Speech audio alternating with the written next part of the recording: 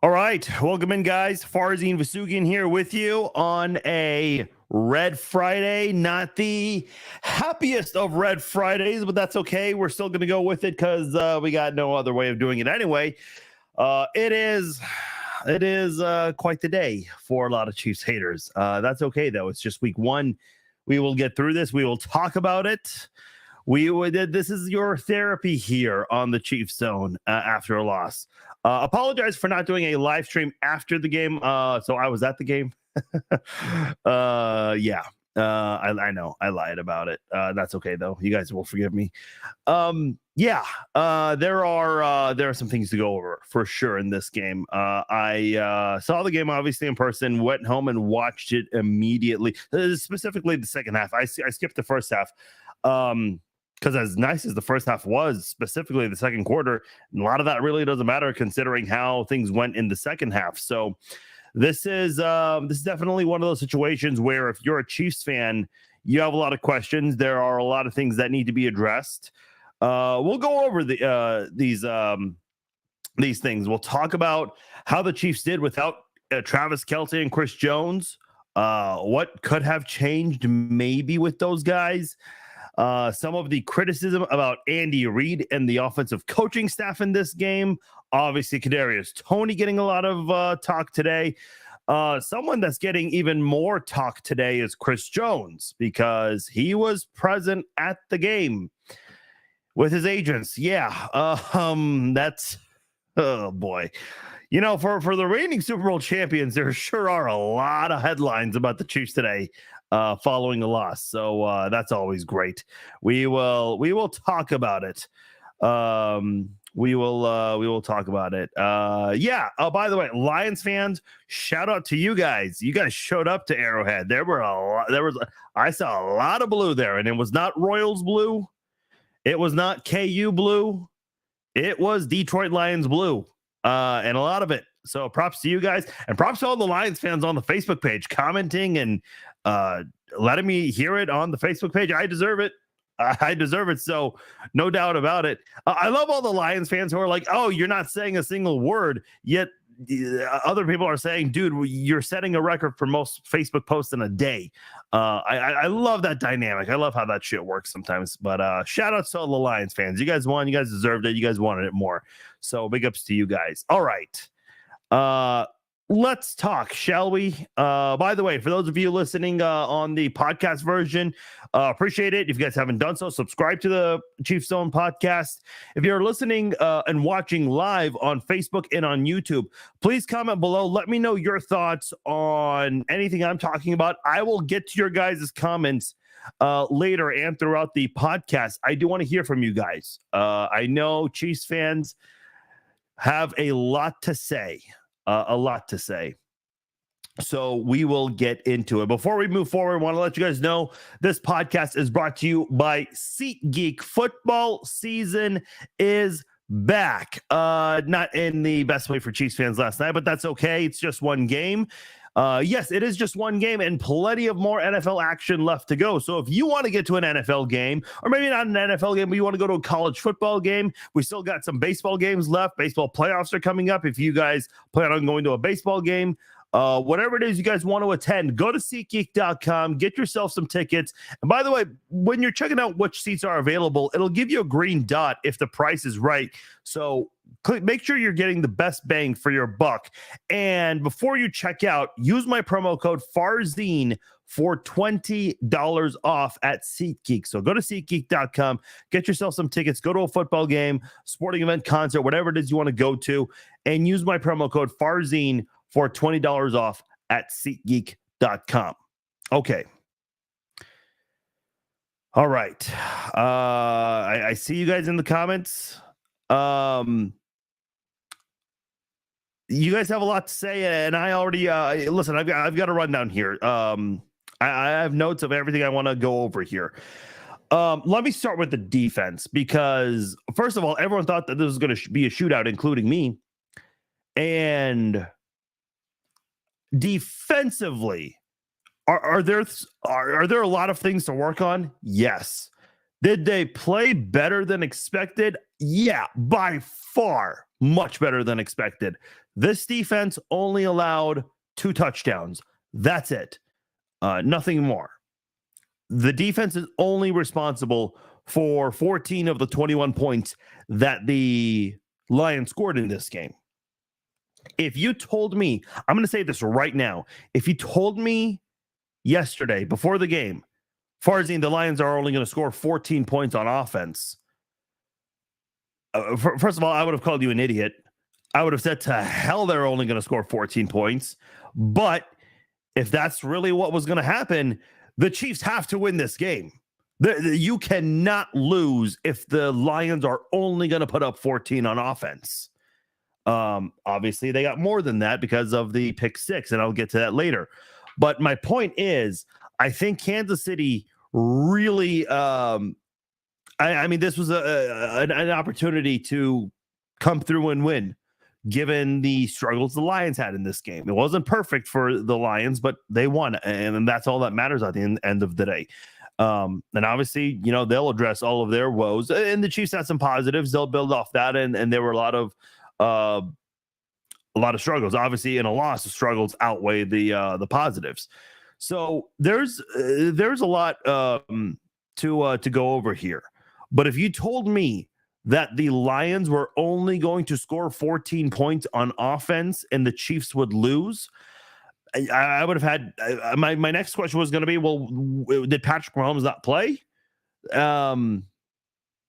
Because if given that scenario, which obviously ended up being true, there are some things to work on offensively. Let me just say this right now to start off.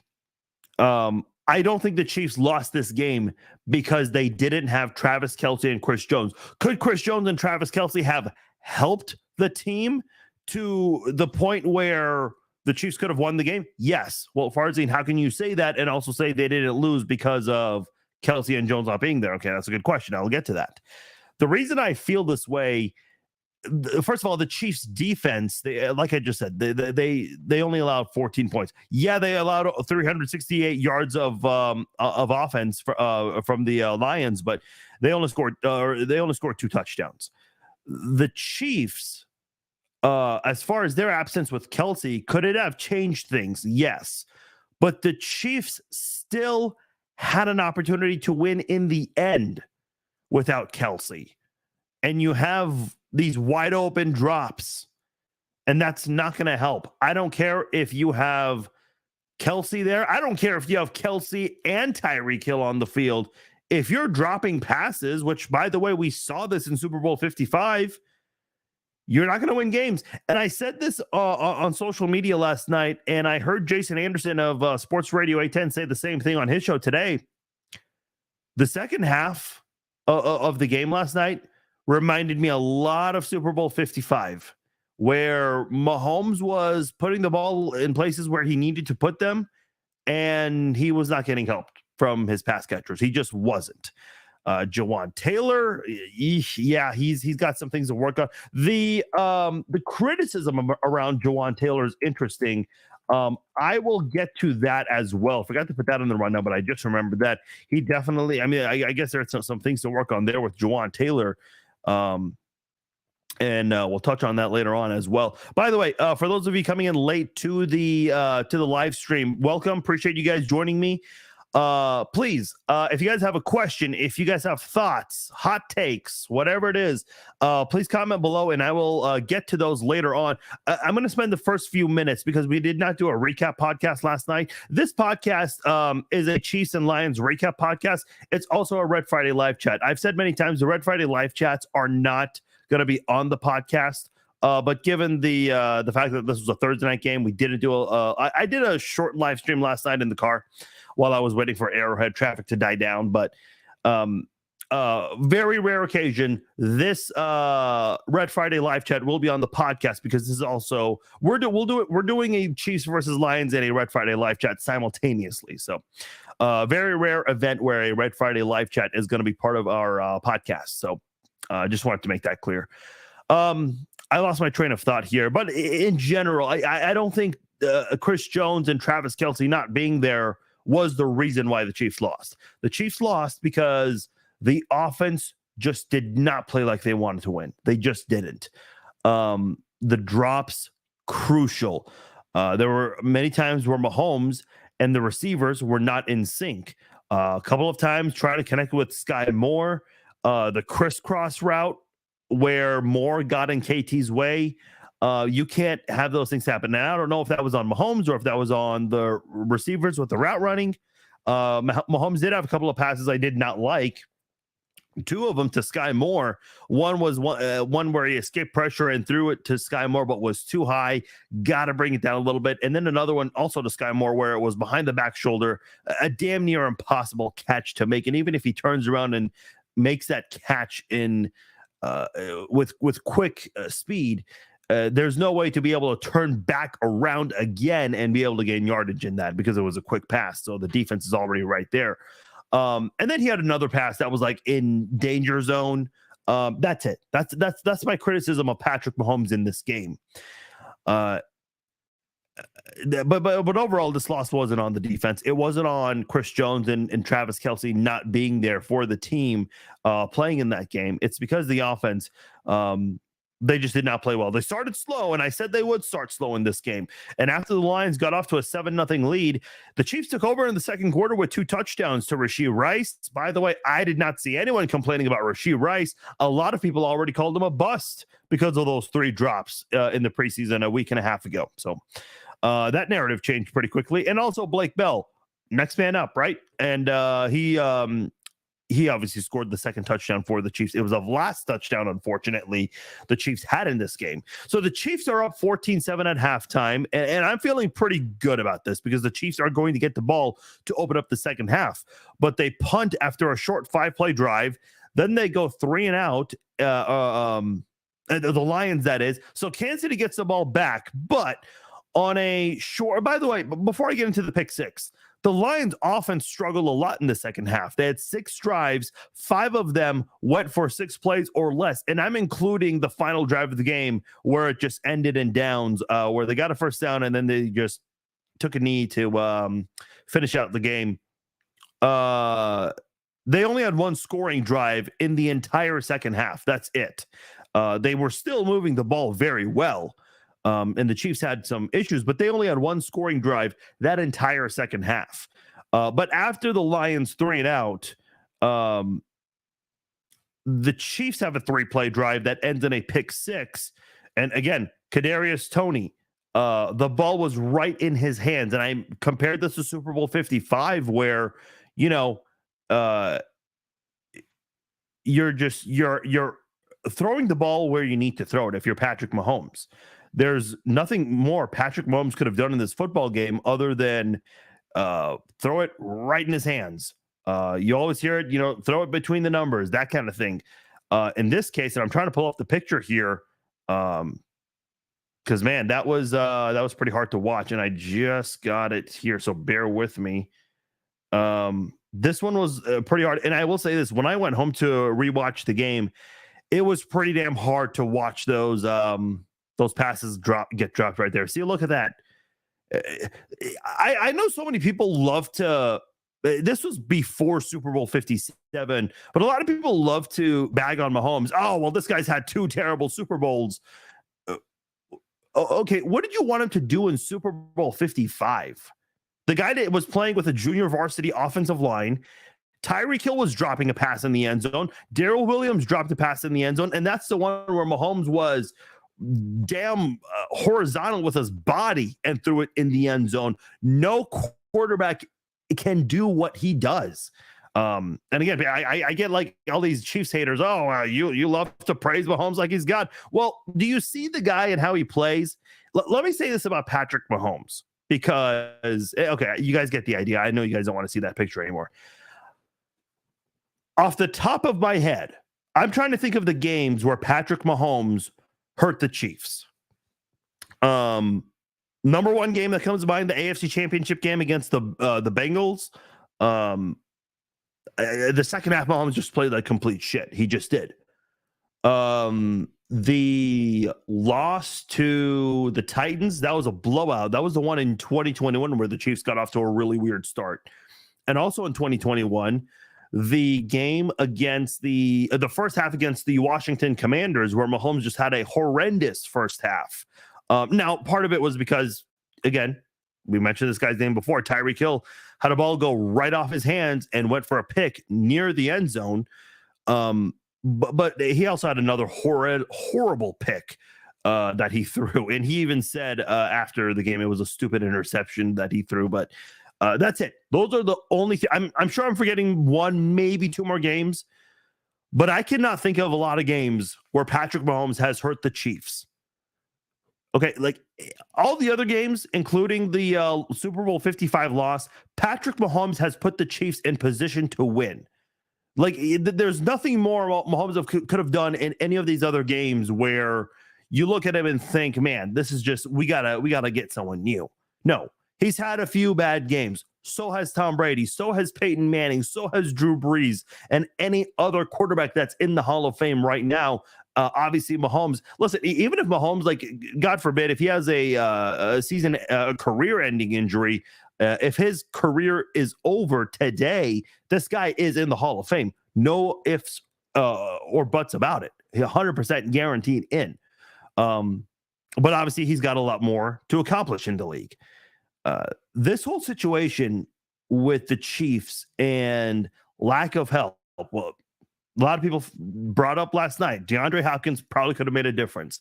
Well, why couldn't you get DeAndre Hopkins? Well, unfortunately, Chris Jones, who's at the game, and I don't want to get into that right this moment, he kind of held up the Chiefs, preventing them from being able to get Hopkins, because in order to get Hopkins, you have to restructure or extend, rather, Jones first and then be able to make that deal. But unfortunately, that was you were not able to do that. So that pick six definitely made a difference in the game. But the Lions, again, they're not doing a whole lot. The Chiefs, however, after exchanging punts, the Chiefs go out there and have back-to-back 8-play drives. Unfortunately, both of them ending in field goals. So the Chiefs in this game, not only did they have multiple chances in the end to win, they had chances early to go up by at least 2 possessions, and they could not do that. The Lions obviously get their touchdown. When the Chiefs have an opportunity late, I think it was after the 4th down. Let me just pull this up because I don't want to mix this up here. Let's pull this up real quickly. Oh, good news. Ex-NFL wide receiver Mike Williams remains responsive after being on life support. So he's off life support. So that's good. I didn't get a chance to talk about that on the podcast, but I just got the notification for that. So that's good to hear. But looking at the drive chart from last night's game, the Lions got a touchdown. So the Chiefs get the ball back with a chance to try to take the lead, because they're only down by 1. So obviously you don't tie it, and it's impossible to do. So you have a chance to go out there, take some time off the clock and try to win the game. They didn't. They punted back. The Lions had a 5-play drive, including a failed 4th down conversion. Thank you, Justin Reed, for coming through and batting that pass down to give the Chiefs a chance. Well, unfortunately, the Chiefs only went backwards on that drive, mainly due to penalties. They had the holding call, the drop, and then the false start. And so they ended up, they were going to try to go for it on 4th and 25, but the false start on, I can't remember who it was. The holding call was on Donovan Smith. But the false start penalty, that was on Jawan Taylor.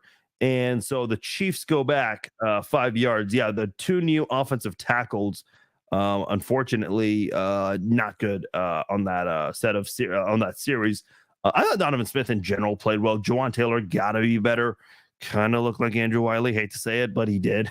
There were also some things that he was doing that people were upset about, and I'll get to that shortly. But the final drive the Chiefs had, the last 2 drives, you have 7 plays, and none of them are for first downs. Okay, sure, they got one to Sky Moore, but it was called back due to a holding penalty, so it doesn't count. The Chiefs did not move the chains on on those 7 plays from 2 drives down by 1. there was no sense of urgency from the Chiefs in that situation right there. And you got to be better than that. You've got to play like you want to win. You have to play like, you know, the season's on the line. I mean, obviously, this is not the worst loss in the world, although you want to open the season, set the tone right. But it is a non-conference loss, ultimately, which isn't going to hurt the Chiefs too much. But, man, there were opportunities to win in the end. There really were. And the Chiefs, not only did they fail, they didn't even come close to at least giving Harrison Butker a chance to get close within field goal range. I mean, they just could not move the football on those last two drives in which they only had 7 plays. So there's a lot the Chiefs need to work on with their with how they do at the end of games. You look at the 2 losses last year against the Bills and the Colts, where the Chiefs did have the ball to they had a chance to either tie or win, and Mahomes threw an interception in both of those. Now, Mahomes got better about that as the season went on, but, you know, generally speaking, and listen, obviously Mahomes, his success rate is never going to be 100% on these things. He'll lose some of these situations, but it just seemed like last night, you know, with the game on the line, Mahomes always does well. The Chiefs didn't even come close to having a chance to try to win the game and get into field goal range. That, to me, I think is what's frustrating the most. When you have Kadarius Toney, you know, wide open, uncovered, and just drops it. If the Chiefs, the 7 plays on those 2 drives, let's say, you know, if the Chiefs were throwing the ball and everybody was just covered and Mahomes could not get anyone wide open, okay, fine. We could sit here and say, okay, hey, the Lions played great defense. But that was not the case. You know, the Lions defense didn't do anything to shut down the receivers. It was mainly the Chiefs shooting themselves in the foot. And listen, that's not to take credit away from the Lions. I hate when people do this. Mike Tirico said something utterly stupid, in my opinion, taking credit away from the Lions. When you win, you fucking win in the league, okay? You go on the road on their banner night and you win. That is all that matters.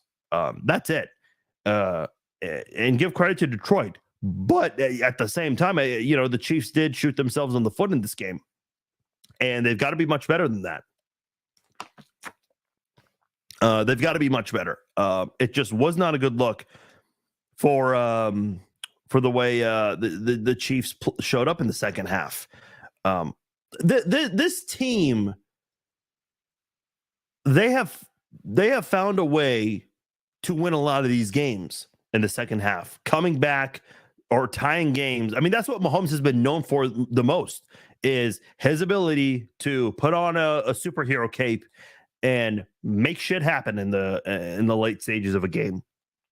Unfortunately, Mahomes did find guys wide open, but he unfortunately had to deal with drops, penalties, and that's never going to help any team at all. It doesn't matter how good you are.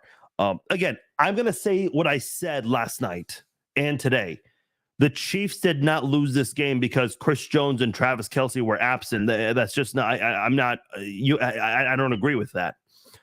Again, they could have helped, but the Chiefs, even with the pick 6, the Chiefs still had a chance to win the game in the end.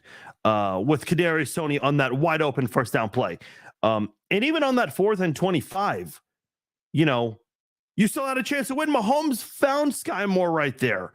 The ball went through his hands. And by the way, that 4th and 25, a lot of people, the media, because there was 2:06 or 2:07 left with 3 timeouts left in the Chiefs' pockets.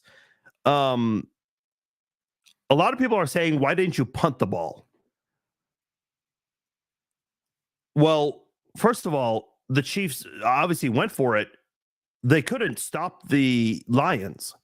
So I think Andy Reid was proven right to go for it on 4th and 25. Punting the football would not have changed anything. Someone saying, oh, well, the Lions would have had more of the field to deal with. That doesn't matter.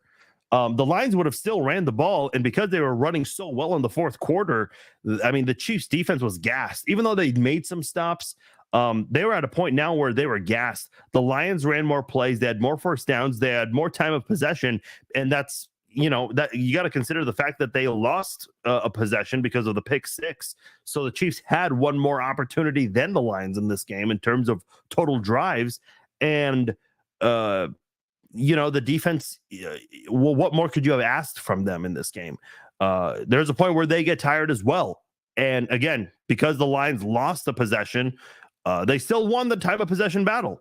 And you just can't put your defense in that situation over and over again. I think the defense already gave the Chiefs plenty of opportunities. And again, on that 4th and 25 play, Mahomes hit Sky Moore right there. And that could have, still done something to lead you through and try to move the ball. And listen, let's say they did punt. It would have taken more than 7 seconds. So you would have lost a 2-minute warning anyway. I know when you're down and you're on defense, you like to treat the 2-minute warning like an extra timeout. But the Chiefs would have lost that because it would have been less than or more than 7 seconds, I think. I mean, generally punts last longer than that, don't they? Let's see. Some of the reactions last night. I'm already listen, it's one game. A lot of people want Kadarius Toney gone. Did you already forget what this guy did for you in the Super Bowl? The touchdown, the longest punt return in Super Bowl history. I mean, where are we now in society where one bad game is now, again, there were some Chiefs fans calling Rashee Rice a bust because he had 3 drops in the preseason finale. Like, come on, man. I still remember Tyreek Hill looked horrible in his last preseason game. He had 3 drops in that one. I don't have NFL Plus, and I don't know if NFL Plus gives you the capability of going back to past preseasons. If you can, go look up that last preseason game, Tyreek Hill's rookie year, 2016.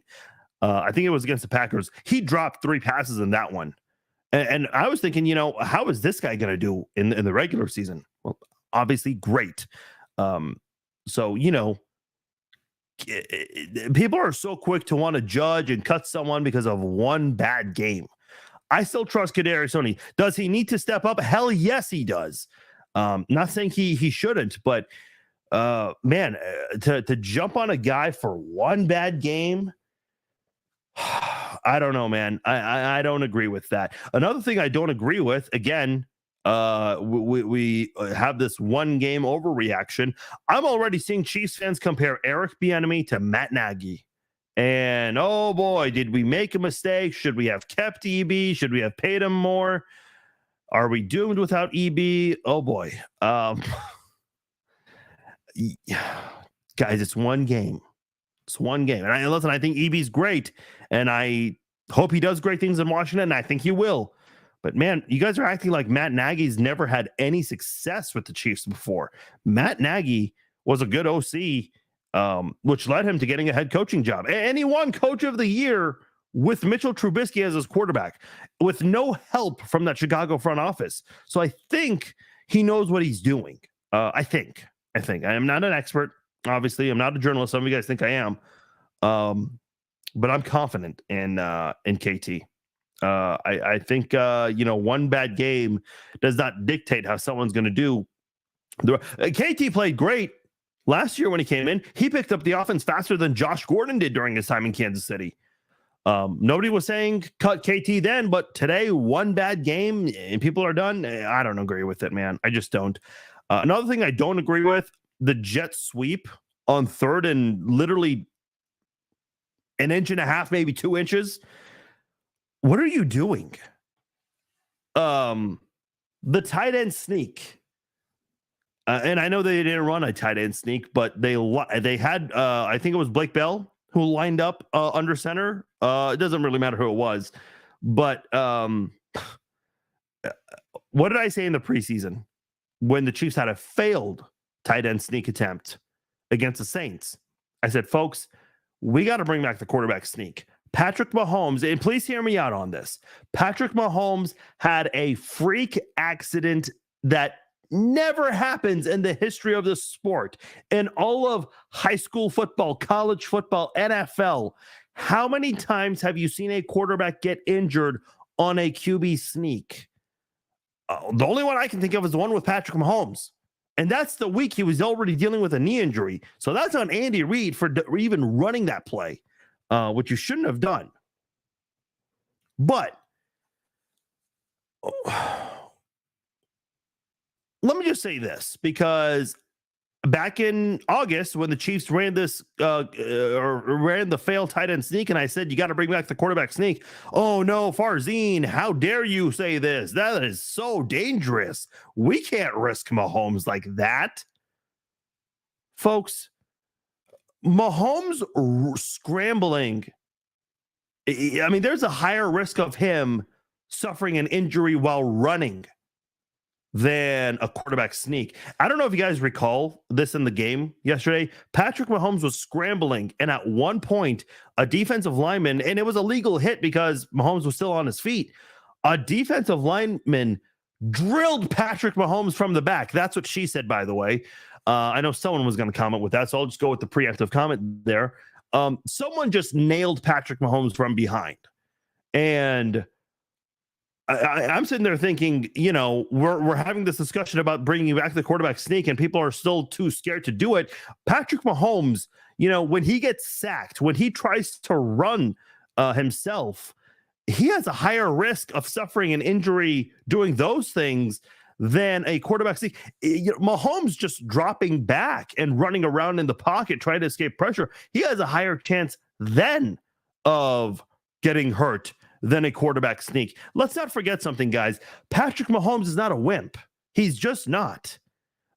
This guy played through almost the entire playoffs with a bad ankle. It sounds like Kurt Angle won a gold medal with a broken freaking neck. Patrick Mahomes won a Super Bowl with a broken freaking ankle. Okay, maybe it wasn't broken, but you get the idea.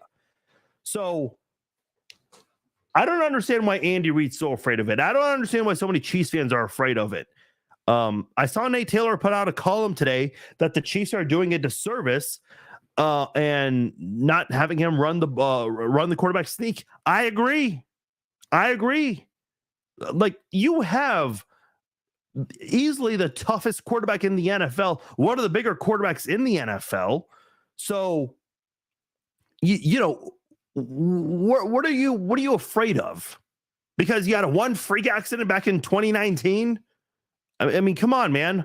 That was a long time ago. And it feels like forever ago because the pandemic happened since then. So it feels like even longer ago. But you get the idea.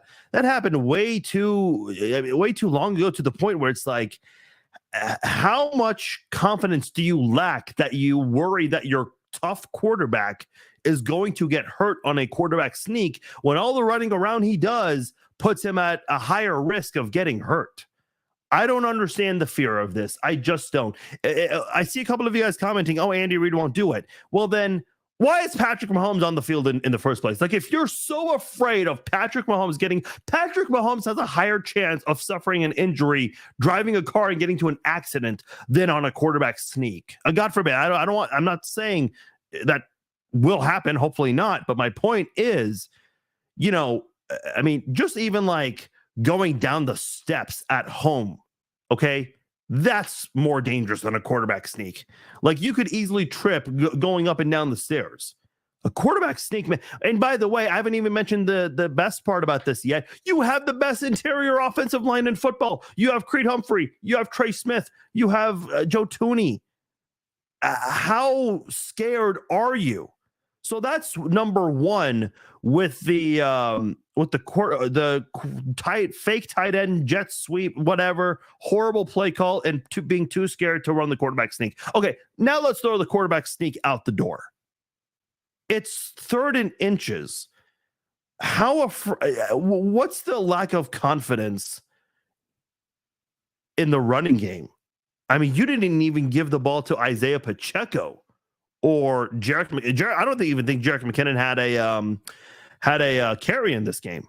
Clyde Edwards-Helaire, I thought he showed a little bit of toughness in the second half. I think he did. I know he's a guy that a lot of people have criticized, me included, but man, what are you doing not running the ball with your running backs?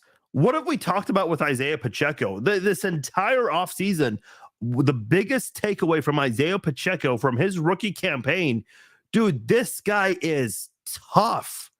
And you look at the running backs the Chiefs have had, some really good running backs in past years. Guys like Mike Garrett, Joe Delaney, Christian Okoye,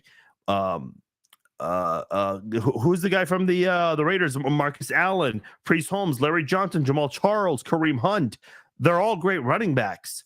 But the thing, the first trait about all of those running backs, no one talks about their toughness. When you look at Isaiah Pacheco, this guy's got an incredible speed too. He had the fastest 40 time in the draft coming into the draft last year.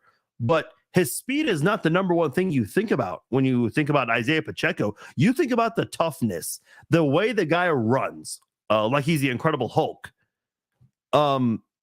Man, you don't even give that guy an opportunity on 3rd and short.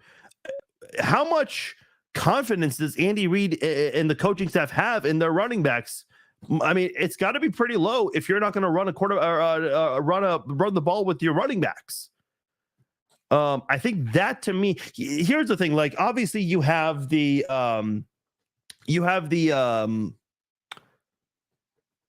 quarterback sneaks thing. You have the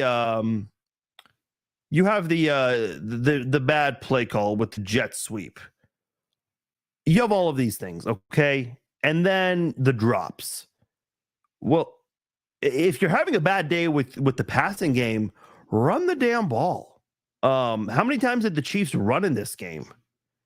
Let me quickly look that up because it wasn't a lot. They ran the ball 8 times with Isaiah Pacheco, 6 with Clyde Edwards-Helaire. And by the way, neither one of them did great. Edwards-Helaire had 3.7 yards per carry. It's not terrible, but it should be better. Pacheco had 2.9 yards per carry. That is low. That is very low. Mahomes was your leading rusher. 6 runs for 45 yards, which, again, not good. And you look at the 45 yards Mahomes had running. His best pass catcher was Marquez Valdes-Scantling. He had 2 catches for 48 yards. That's 3 more receiving yards than Mahomes had rushing yards. So yeah, again, Kelce probably could have changed that a lot. But again, I still stand by everything I said. This loss is not because Travis Kelce was not available. This was because the offense was just, they didn't play like they wanted it in the second half. Listen, the whole tight end sneak. Let me say this about Andy Reid, because he is a very creative guy. I think he did a great job with the tight end sneak and the jet sweep and the shovel passes. Those are some creative things that other teams in the NFL and in college have tried to copy. Some of them have tried to do it and it's failed. Some of them have been able to make it work. But no one falls for that anymore. Okay. There is this thing called game film. I know Andy Reid knows what this is.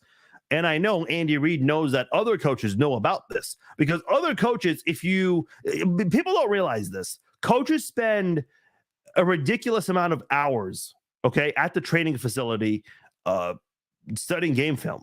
Listen, these coaches seriously have no life. They do not spend a lot of time with their families during the season. So what they're doing is they're spending, like, after practice, they're looking at a bunch of tape and trying to figure out which ones do we show to the players in the team meetings in the film room. Because you have to study your opponents, right? So you go through the preseason, you go through past games. If someone has an offensive coordinator that came from the college ranks, well, then you got to go watch those games. There's a lot of studying to do from the coaching staff. And it's hours and hours upon game film study. But there are more ways to be creative. Why, remember those end around plays, wide receiver reverse plays. I don't know what the exact name of it is, but the one where you have someone snap the football, you hand it to a running back, and the running back hands it to a receiver. I think that's an end around. We don't really see those anymore. And then maybe you toss it back to a quarterback and all of a sudden it's a passing play, kind of like a flea flicker, right? The Wildcat. Do we see the Wildcat anymore? I feel like we don't. My point is this. I'm sure Andy Reid with the Wildcat end around flea flicker, run reverse plays, misdirections. I'm sure Andy Reid can find a way to try to revolutionize those types of play. He found ways to do it with the jet sweep, the tight end sneak, the shovel pad, was things that we haven't seen before. So I think we can find a way for Andy Reid to do that with some of those other plays I mentioned, like the Wildcat reverse, misdirection, flea flicker, Wildcat, all those things. I think Andy Reid's capable of it. I think it's time to get creative and start doing things that we haven't seen before. I just feel like the Chiefs kind of telegraph some of their plays and make it a bit too obvious at times. So I don't know, man. It was just tough to watch. Let's see. Okay, the Jawaan Taylor thing. So I was at the game, and by the way, a lot of you guys have asked me over the years, how come you never go to Arrowhead? I love the home viewing experience way more. Attending a Sunday game is just hell for me because then you can't really pay attention to all of the other games. And listen, Wi-Fi at the stadiums, they're not the best. So in general, it's just hard to even. I like paying attention to all the other games. When I have the Chiefs game on, like a Sunday game, I'm paying attention to all of the other games as well. Majority of my focus is on the Chiefs, but that's why I like attending a primetime game better, because at least no other games are happening at the time. With that said, I was completely unaware of this whole Jawaan Taylor thing until I got home. I saw the reactions on Twitter, and they had, I can't remember his name, but the rules expert for NBC, he got on and talked about how the defensive line has a big disadvantage because Jawaan Taylor is, getting away with these weird things. Nick Wright, who got destroyed on his show today on Fox Sports, Nick Wright said that Lane Johnson, this is something he does frequently and no one says anything about it. Apparently, Jawaan Taylor has done the exact same thing in years past with the Jaguars, and no one said anything about it. That's something I would need to look into, but I mean, listen, I don't think Nick Wright would just come on and make up bullshit. He might have some very biased predictions, but in terms of what Jawaan Taylor has done in years past or what Lane Johnson has done, I don't think he would lie about that. There's a thing called video that you can look up. So I don't have NFL Plus.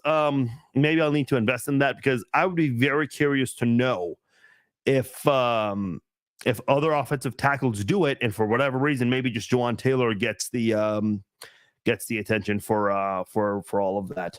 A couple other notes, and I'll get to your guys' comments. I appreciate you guys being patient. I know I have not read a single comment yet. Okay, Chris Jones sitting in the suite front row watching his team. So Chris Jones did note that he could be at the game. And he said he could either be on the sidelines or in a suite. This was him at the Ronald McDonald House Wednesday for Red Wednesday. I was really confused when he said that. I was like, wait a minute, you're under contract. You obviously want more money, and you're gonna attend the game? This is a weird holdout. This is quite the holdout. Okay. I don't know. I was not quite sure how to react.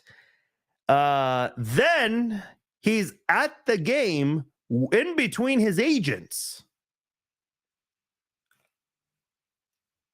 I don't even know, how do you respond to that? That to me, in the history of the sport, okay? How many times have you seen an active player under contract show up to a game but sit in the stands? Okay, he was in the suite, not the stands, but still, he's in a place where, the average Joe is still there. Okay, maybe this average Joe has more money than other people, but I mean, there's a guy in front of him with a Super Bowl 57 hat. Okay, he's in a place where, I'm sure there was security behind the suites there, but dude, he's sitting in a place where, I could sit if I wanted to buy a ticket to that area. I'm at a loss of words for this. I shared what Bart Scott said. Bart Scott, you guys all know who Bart Scott is, the official Chiefs hater, right? Bart Scott had a lot to say. And if I can pull this up, I don't know why Facebook freaked out for a second there. That was weird. How many TVs do I have? I don't know. I lost count, Lewis. Yeah, so Bart Scott twice called Chris Jones selfish, multiple times calls Chris Jones selfish, multiple times says that Chris Jones showing up with his agents to the game in a suite is making it about himself. And this is, by the way, 24, okay, maybe not 24 hours, but 36 hours before kickoff, Chris Jones, he does a press conference in front of the Ronald McDonald House, and he's telling the media, hey, I could have done a hold-in, but that would have been a distraction. Well, what is this? Is this not a distraction? I mean, Bart Scott is a former... Listen, here's the thing. Like, I know a lot of people don't like certain former players when they're on the mic, whether it's for a game or in studio, whatever. But here's why I think it's important to have former broadcasters, or excuse me, former players as sports broadcasters or as podcasters and bloggers. And even if there are athletes that don't do broadcasts or podcasts, you still see a lot of former athletes on Twitter giving their opinions on things. And I appreciate that because you actually get to go into the mind of a former player and you understand, these are guys who've been in the locker room, in practice, in the trenches, in games, on the sidelines. So you know what they're thinking. Maybe, other players have had that kind of conversation before. Dude, what are Chiefs players saying in the locker room about Chris Jones? I know the PR answer is, oh, we don't pay attention to that. Bull fucking shit.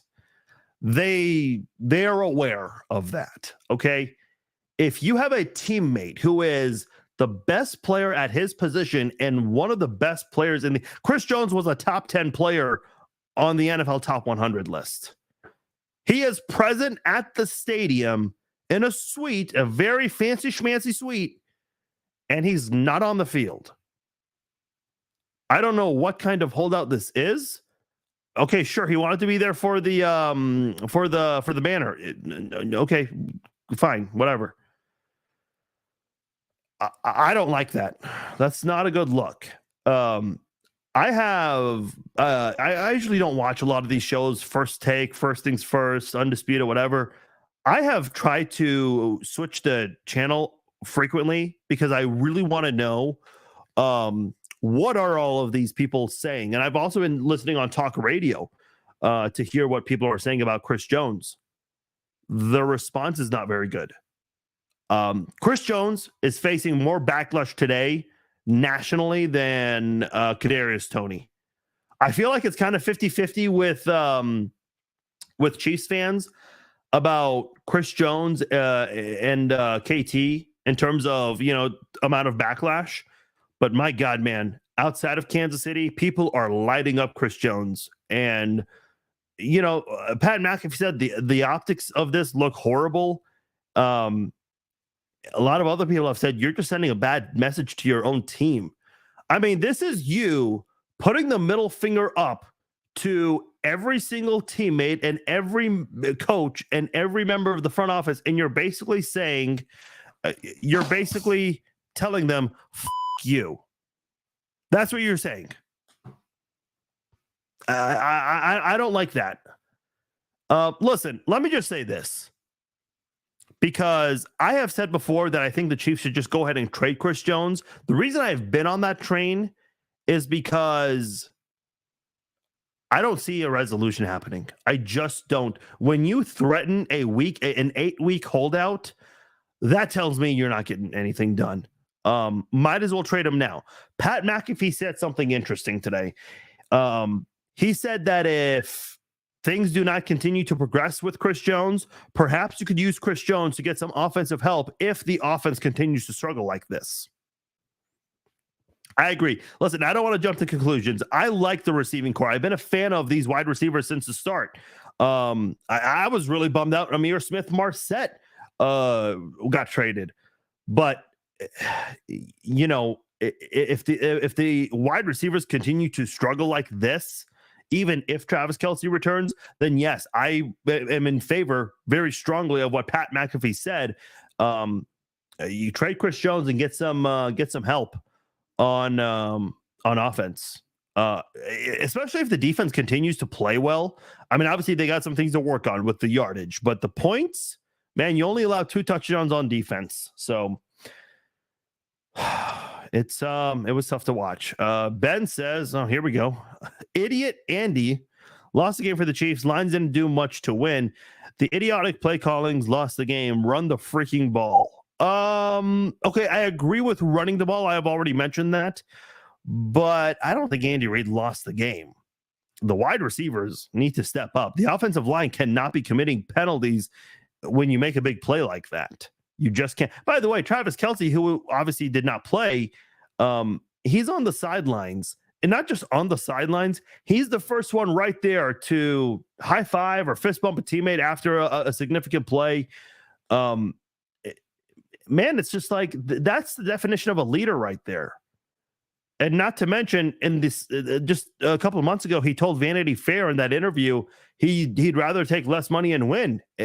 Look, maybe if Chris Jones was on another team, this would not look as bad. But when you have Patrick Mahomes and Travis Kelce not money hungry, and I know they got a lot of endorsements, so that helps. But it's not like Chris Jones doesn't have endorsements. He just did a direct TV commercial with Travis Kelce. We saw him in the McDonald's commercials in the preseason. I know on his social media he's promoted a few companies. So I don't think Chris Jones is hungry. I mean, he's not getting the big major ones like Patrick Mahomes is on. He's on State Farm, T-Mobile, Subway. Like he's you cannot turn on your TV and not see a Patrick Mahomes commercial anywhere. Doesn't matter if it's sports, politics, news, regular TV programming. You just see Patrick Mahomes everywhere. I don't know. It's just not a good look. Anthony says, bring in Justin Ross. A lot of people have said this. Look, there's a lot of hype behind him. And by the way, the question out there has been asked, why did we barely see him? Look, the guy has not played. Sure, he was in the preseason games, but he has not played a real football game in almost 2 years. It's almost like driving a car for the first time. You don't just start driving right on the highway. Okay. You got to, start in the parking lots. You kind of learn the ins and outs there. Then you go to smaller streets, and eventually you go to bigger streets. Then you get on the highway, and, you build more and more experience. Then you have to ease your way back in with Justin Ross a bit. You got to give him every opportunity to feel comfortable, because once you do that, I think, if the issues continue, even if the issues don't continue, you need to see more Justin Ross with all the hype coming in. This guy was supposed to be a first-round pick. So, I like to see that. Walter says, why don't they use Blaine Gabbert for a quarterback sneak? Well, let me ask this, and I guess there are ways to go about it and succeed with it.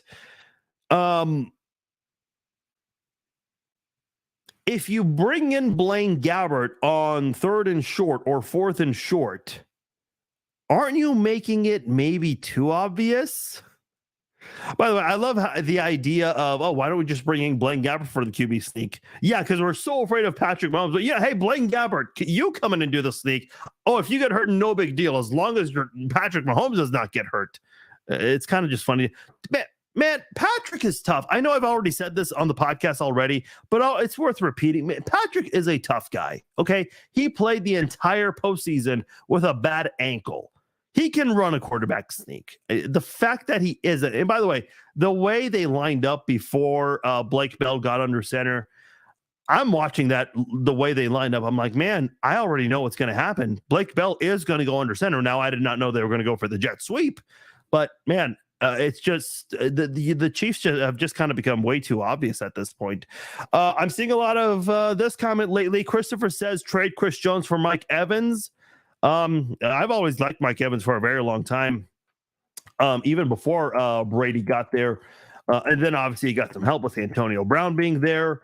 Gronk, so that obviously helped. But Mike Evans has been great even before those guys. Doesn't he have like 6 or 7 straight seasons of 1,000 receiving yards?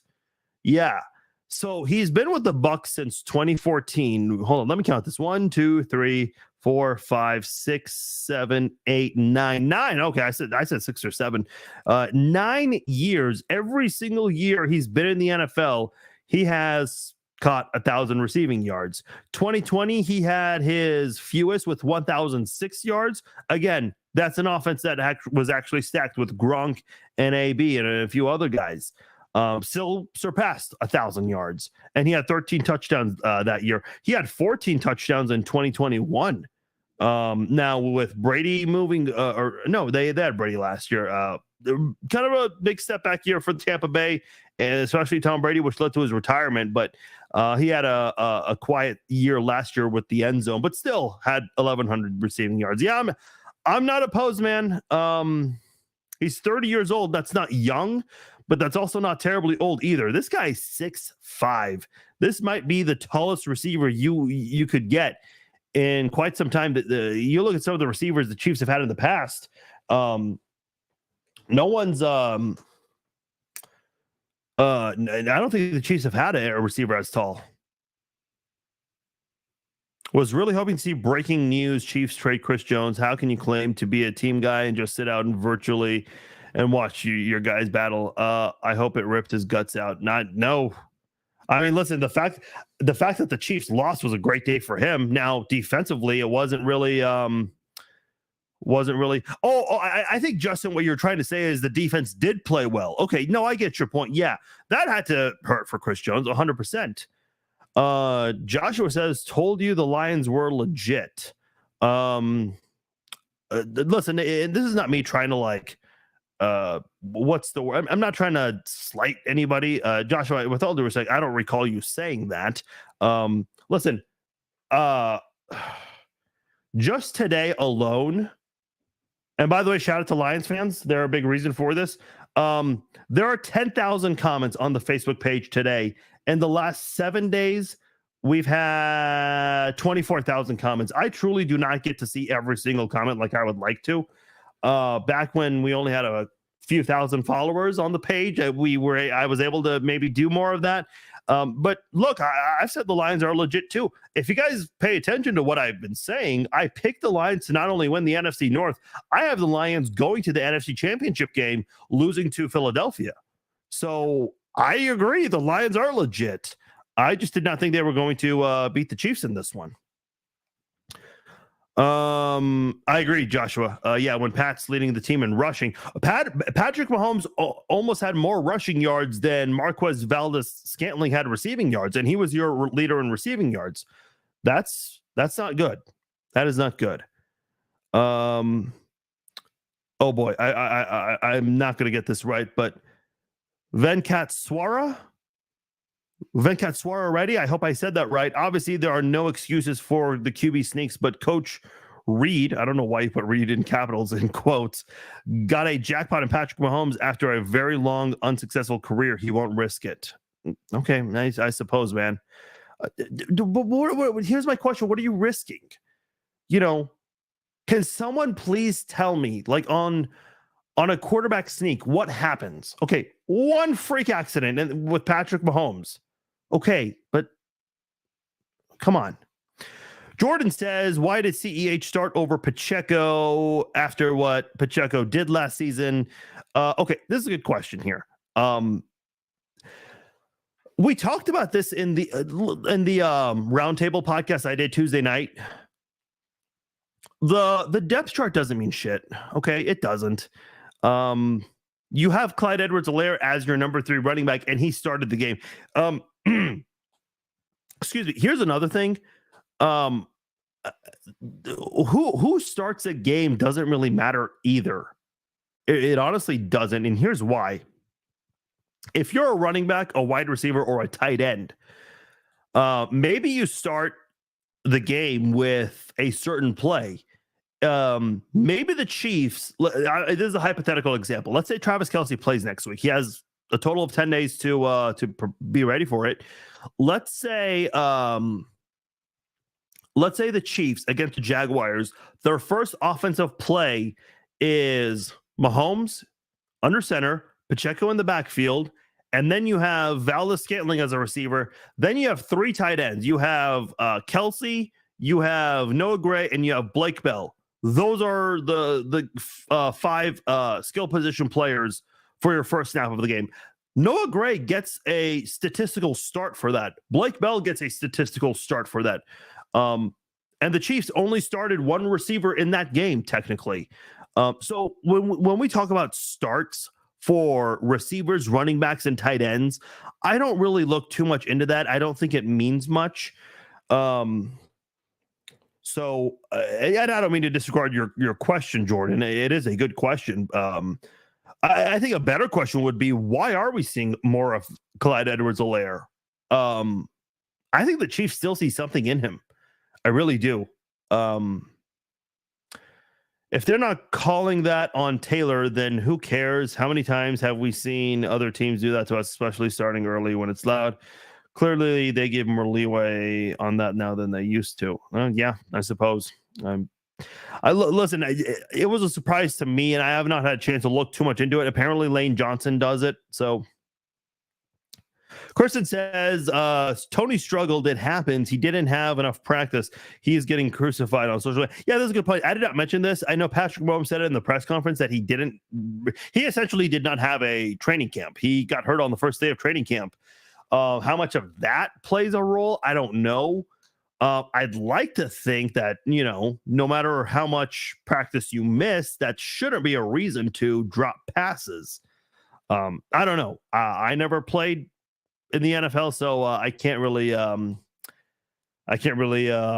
speak to that. Kevin says, drops aside, was this more of a game plan or play calling issue with the offensive ineptitude? I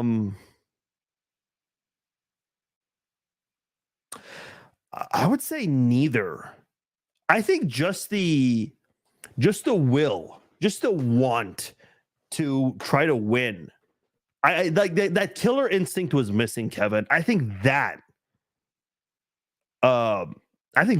what led to the struggles in this game. I hope that makes sense. I thought McKinnon got a couple snaps. I know he had a drop in that one, which, I wasn't really like too worked up over it because it was on third down. It was going to be short anyway. So receiving corp has gone from the Legion of Zoom to the Legion of Glue. Oh, yeah. Well played, Kevin. Let's see. Yeah, guys, I know I'm really behind on the comments, so I apologize. I'm going to skip over and try to get to some topics that maybe no one's asked about yet.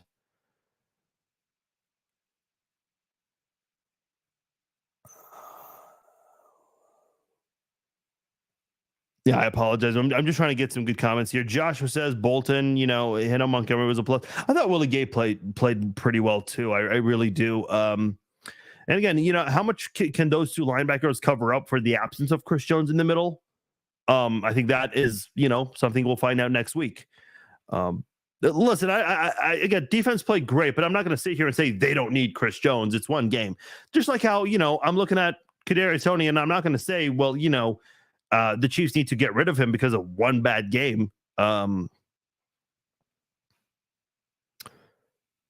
I'm very curious to see how they do in next week's game against the Jaguars. Okay, I already read this comment. Nagy wasn't a good offensive coordinator the first time around before he left for the Bears. Really? I don't know, Kevin. I don't agree. I mean, listen, that led to him getting a head coaching job, and excuse me, my voice is really scratchy, man. That Arrowhead roar, right? 142.2. I barely had a voice this morning, so I'm even surprised. I'm even surprised I'm doing this podcast. I just didn't want to drop the ball for you guys. Haha, see what I did there? Terrible joke. Yeah, I don't know, Kevin. I just don't agree. He won Coach of the Year. I think he did not do a good job with play calling in Chicago. But listen, when you're the head coach and the play caller, you're just taking on too many responsibilities.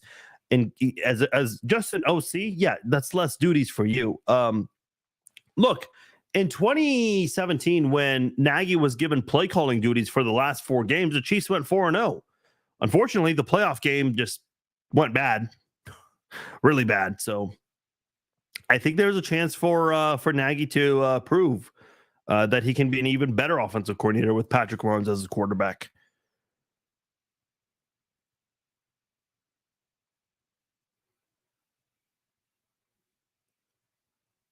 Yeah, I agree, Steve. There was no, it just seemed like the Chiefs did not have that killer instinct. I do agree with you. Danny says, my thing is we played horrible. If we played our best football, we would have won. Listen, if the Chiefs play their best football week in and week out, they win every game.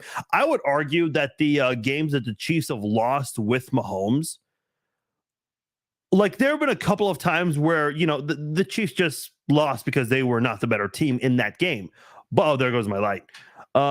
But in general, though, like a lot of the losses, I feel like it's because the Chiefs shoot themselves in the foot. Like the game against the Rams where both teams scored in the 50s. Well, you committed so many turnovers in that game. I think it was 5 or 6 in that game from the Chiefs side of things.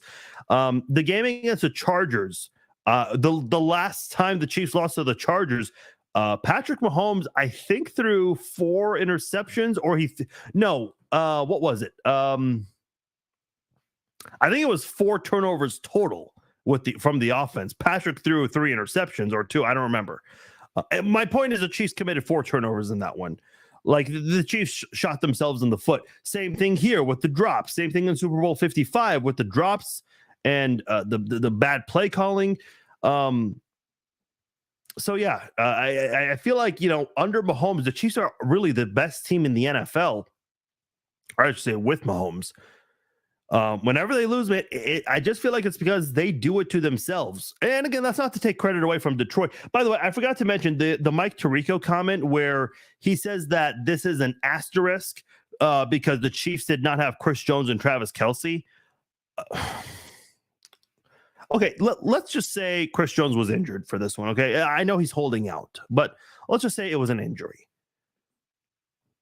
In sports, injuries are part of sports in a very unforgiving way, okay? In a sport like the UFC, MMA, okay? If your opponent has a shoulder, a bad shoulder, and he's willing to fight, what do you do as the opponent? You target that shoulder. If he has a bad ankle, well, guess what? You should absolutely target the ankle and go for a heel hook in the fight. That's what you're supposed to do in a sport like MMA. In a sport like football, obviously, if you're injured to a point like Travis Kelce with his knees, you're obviously not going to play. Well, what do you do if you're Detroit? You take advantage of it. Every single team deals with injuries. And you know what every single team does? Whenever a team is missing a player because of injuries, they take advantage of that. I thought it was really stupid and unprofessional of Mike Tirico to say that the Lions have an asterisk next to their name, next to their win. I don't like that. Listen, the Chiefs have won games against teams who were missing. You know what I find funny? Last year in week 1, the Chiefs go on the road and they beat the Arizona Cardinals. And what did Raiders fans say? Oh, it's just the Cardinals. Anyone could beat them. Well, what happened a week later?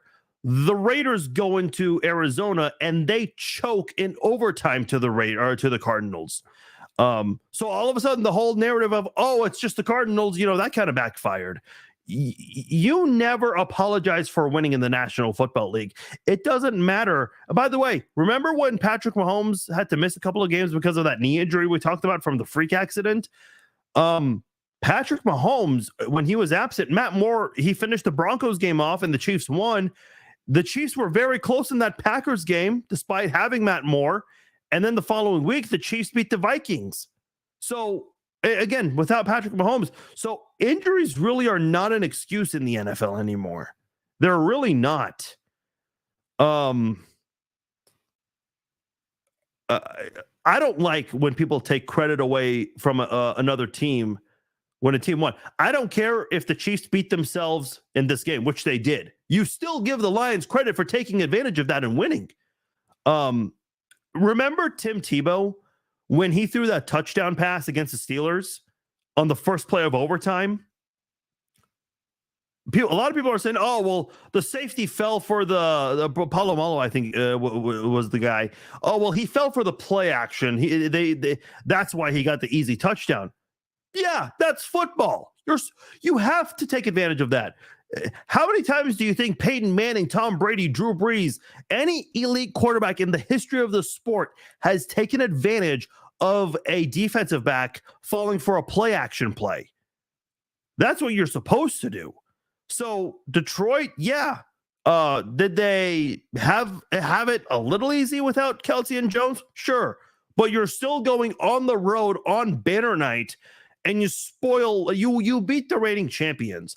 I don't like when people take credit away from other people. I think that's bullshit. I really do. This is probably the biggest win in the last 30 years the Lions have had.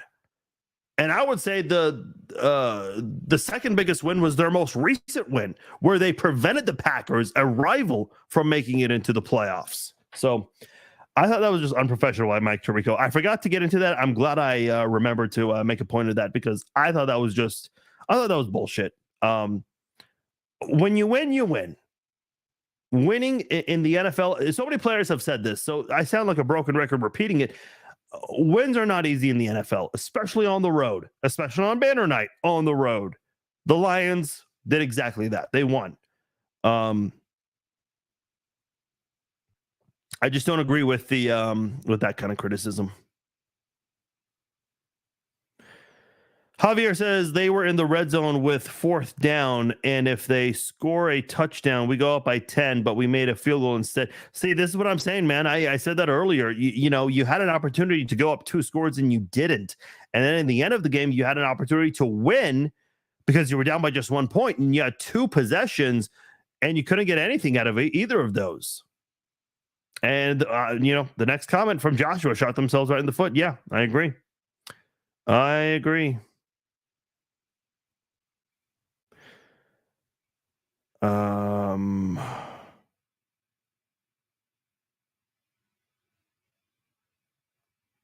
A lot of criticism about Matt Nagy today. So, this is just one comment kind of representing all the others. Yeah, man. I can't blame this game on the coaches. I really can't. I'm surprised a lot of you guys blame it on the coaches. I don't know. That's just me. Listen. I mean, what can the coaches do when you're dropping all those passes? Chiefs too focused on running back to the Super Bowl. They need to worry about getting the team in sync. Yeah. And listen, I think Mahomes has done multiple press conferences, multiple interviews where he has said he's over last year. He's done with it. He's moved on. He got his ring. They visited the White House. By the way, they showed during the Super Bowl banner drop, they had a nice video package, and they're showing the highlights and all that stuff. And then they show the ring ceremony, and then they show the White House visit, and there were some boos. So I remember attending a WWE event once, and they did a video package of so many celebrities thanking the WWE for the tribute to the troops that they do. It was just like a generic video package they show at the arenas. They don't ever show that stuff on TV. And they showed George Bush. I think it had been a year after his presidency. They showed George Bush, saying thank you to WWE, and people are booing him. And it's like, oh boy.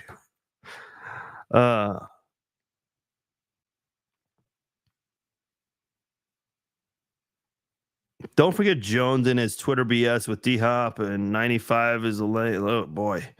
Tell us how you really feel, Justin. He thinks he has leverage. He doesn't. At some point, his teammates won't have his back. They may not even anymore at this point. See, that's what I'm saying, man. It's like, if you're a player on that team, especially on defense, what are you thinking? I mean, listen, these guys, I get they're professional athletes, but they're also human. Like their brain works the same way our brains work. We don't, we're all thinking the same thing. Like, there's no way, and I listen, for those of you that may not be as familiar with this, what is the point of having a public relations department? Well, when something goes wrong or when there's drama, you have to help maybe find a way to kind of provide a good response for those kinds of things. That's what the PR department does. The PR department, I'm sure they are forming a strategy, and I'm sure they've already done so by now, to try to, what's the word I'm looking for? They basically found a way to train the team. So whenever Patrick Mahomes does his press conference on Monday, they will talk to Patrick and they'll say, hey, Patrick, you're going to get asked about Chris Jones being in attendance. Here's what you need to say. Oh, we still like him. We'll welcome him back. He's still a part of our team, which, I mean, bullshit. If he was really part of your team, wouldn't he be on the field with you guys, at least on the sidelines? Now with his freaking agents? I digress.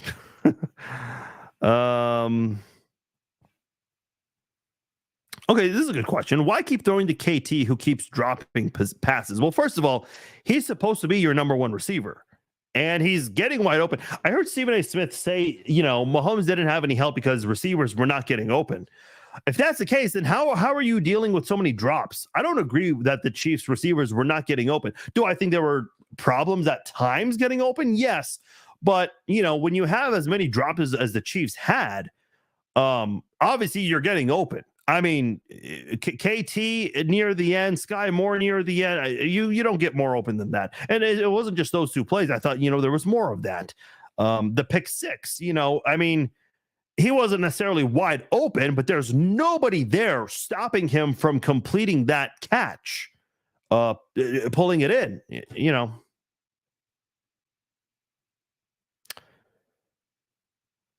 Kaylee says wide receivers should be catching the ball regardless. Okay, so I know I'm just reading the comment now. This is almost from an hour ago. I don't know if this is in reference to maybe some of the high passes that Mahomes threw or that bad behind the back pass. Listen, there are certain times where a ball might be in the area of a receiver, but they are just so difficult to catch, and that's on the quarterback. I just felt like the Chiefs, the offense was not in sync, especially in the second half. Yeah, I agree, Joshua. A good offense helps a good defense and vice versa. They really do. I thought the defense did everything possible to win this game. Do I think they allowed too many yards? Yes. But they didn't allow a lot of points. The Minnesota Vikings, before they added Jared Allen in a trade with the Chiefs, the Vikings had this really weird team where they were the worst in pass offense and pass defense, but they were the best in running the ball and the best in run defense. And in general, their total offense was bad and their total defense was bad, but they were really good at scoring and they were really good at not allowing teams to score on them. The Chiefs defense last night reminded me of the Minnesota Vikings in the mid to late 2000s. I don't know if you guys recall that team very well. That's kind of what the Chiefs reminded me of last night of that Minnesota team. Chiefs are a below average team without Frank Clark, Chris Jones, and Kelsey. Chiefs will be 9-8. I don't know about that, Ben. Here's something I haven't mentioned.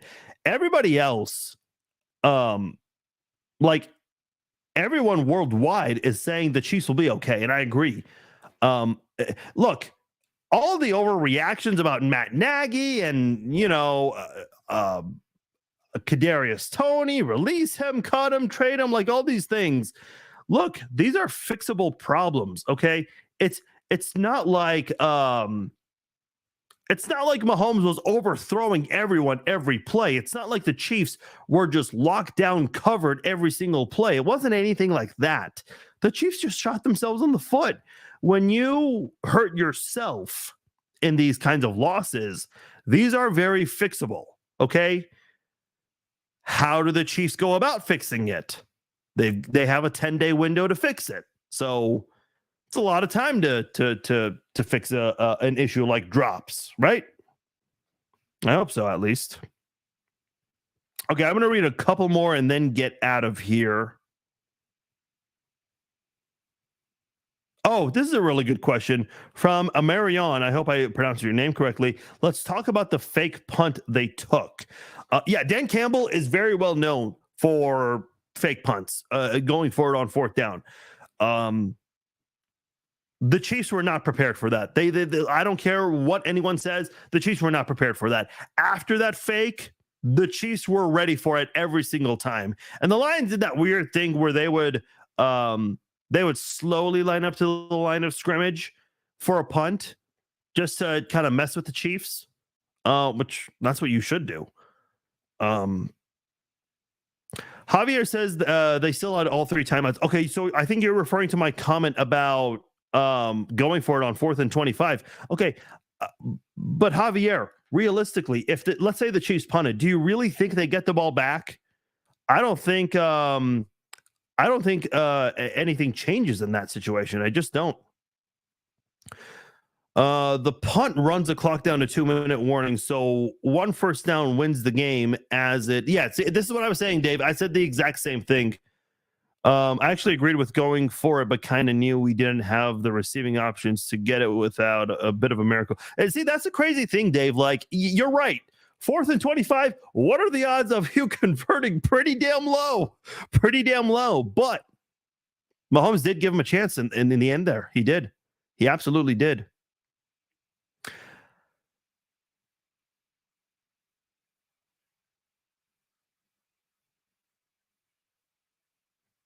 These are New Age Chiefs fans that don't know shit. We have seen this before with the Royals. Yeah. By the way, I love when I get comments from non-Chiefs fans. Oh, you must be a bandwagon Chiefs fan. Yeah. I mean, I started podcasting about the Chiefs back in 2007. It was the first ever Chiefs podcast to hit the internet. So, yeah, sure, I'm a bandwagon Chiefs fan. Okay, yeah. I'm not saying you said it, Justin, but I do agree. I mean, Chiefs fans have been around a while. It's just Chiefs fans have decided to be far more vocal now because they're doing so great. Hey, let me just say this. I know there are lots of Chiefs blogs and podcasts out there ever since the Mahomes era, which is cool. I really do think it's cool. There's going to come a time and a day where the Chiefs will be bad again. Are those same podcasters going to be around? Because I remember when the Chiefs had that weird 3-4 start in 2021. Oh boy, there were a lot of podcasters on Twitter who pretty much admitted that they were not motivated to do a podcast because the team was doing bad.